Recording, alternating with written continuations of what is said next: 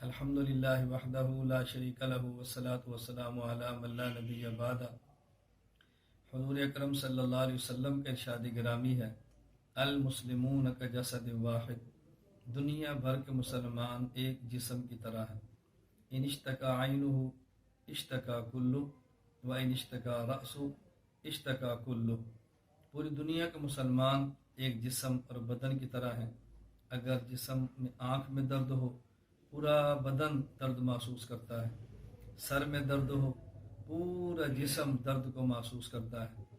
حلب کے مسلمان کا دکھ ہمارا دکھ ہے، ان کی تکلیف ہماری تکلیف ہے، ان کا غم ہمارا غم ہے۔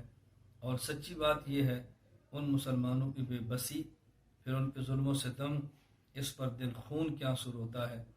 سب سے زیادہ اس وقت فرض بنتا ہے ہمارے اسلامی حکمرانوں کا، وہ اپنے مظلوم مسلمان بھائیوں، مسلمان بہنوں اور بیٹیوں کی حفاظت کریں۔ ان پر اگر ظلم ہو اس کا انتقام لیں، اور کفریہ طاقت کے سامنے وہ سد اسکندری بنے، دفاع کریں، اقدام کریں۔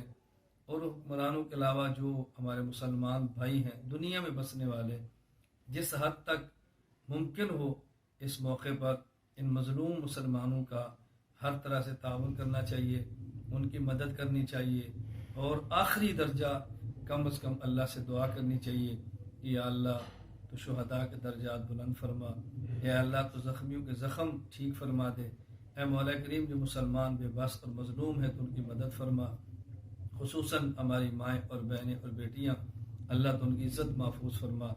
آج ایک وہاں سے خاتون کا خط چلا اور دنیا میں پھیلا ہے، میں نے بھی اس کو پڑھا ہے۔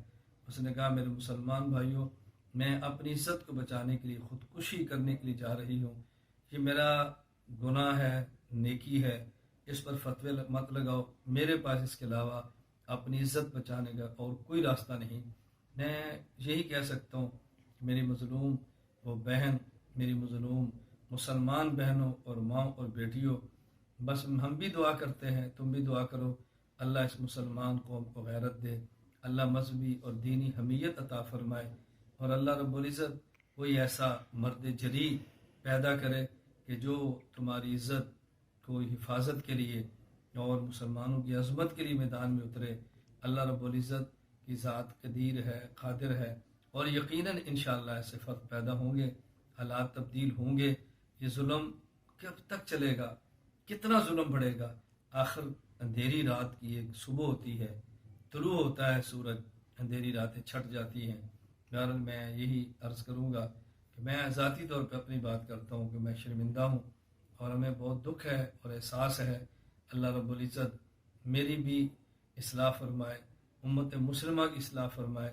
اللہ ہم سب کو اپنے مظلوم بھائیوں اور بہنوں کی مدد کرنے کی توفیق عطا فرمائے۔ دنیا بھر کے مسلمانوں سے گزارش ہے، جس حد تک ممکن ہو مظلوم مسلمانوں کی مدد کریں اور ان کے لیے دعائیں کریں اور تعاون کریں، جو کر سکتے ہیں وہ کریں، اس میں دریغ نہیں کرنا چاہیے۔ اللہ تعالی ہم سب کی حفاظت فرمائے۔